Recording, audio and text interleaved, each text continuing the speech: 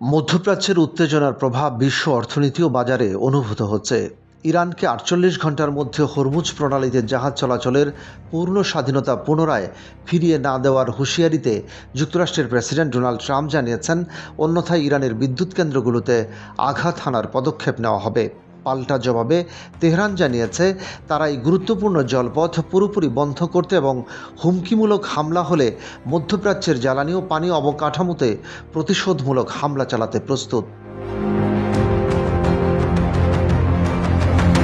এই উত্তেজনামূলক পরিস্থিতির সঙ্গে সঙ্গে এশিয়া প্যাসিফিক অঞ্চলের শেয়ার বাজারে বড় পতন ডেকে এনেছে।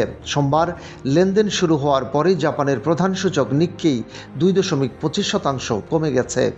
দক্ষিণ কোরিয়ার কোসপি সূচক 4.5% হ্রাস পেয়েছে এবং হংকংয়ের হ্যাংসেং সূচক প্রায় 2% নেমেছে।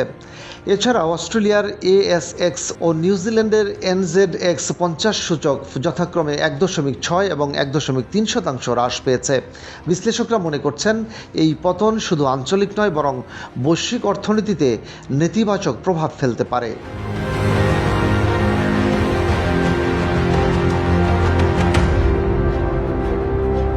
এদিকে তেলের বাজারও অস্থিরতার শিকার। আন্তর্জাতিক মানদণ্ড অনুযায়ী ব্রেন্ট ক্রুডের দাম শুরুতে প্রতি ব্যারেল $114 পৌঁছেছে, যা পরে কিছুটা কমে $112 স্থিত হয়। বিশ্লেষকরা আশঙ্কা করছেন, যদি হরমুজ প্রণালীর অবরোধ দীর্ঘায়িত হয় তবে তেলের দাম ব্যারেল প্রতি $150 থেকে $200 পৌঁছাতে পারে। এই প্রণালীর মাধ্যমে প্রতিদিন প্রায় 2 কোটি ব্যারেল তেল এবং বিশ্বের মোট তরলীকৃত প্রাকৃতিক গ্যাসের LLG প্রায় 20% পরিবাহিত হয়। মার্কিন প্রেসিডেন্ট ট্রাম্পের হুঁশিয়ারির প্রেক্ষিতে যুক্তরাষ্ট্র ইসরায়েলি সামরিক পদক্ষেপও নজরে এসেছে। যদিও ট্রাম্প বলেছেন, সামরিক লক্ষ্য অর্জনের জন্য তারা খুব কাছাকাছি পৌঁছেছে এবং সামরিক অভিযান কিছুটা স্থগিত করার কথাও ভাবছেন। তবু মধ্যপ্রাচ্যের জটিল পরিস্থিতি স্থিতিশীল হয়নি। অন্যদিকে ইসরায়েলি সামরিক মুখপাত্র লেফটেন্যান্ট কর্নেল নাদাভ সোনানি জানিয়েছেন, তাদের হাতে অন্তত আরও 3 সপ্তাহ যুদ্ধ চালানোর পরিকল্পনা রয়েছে।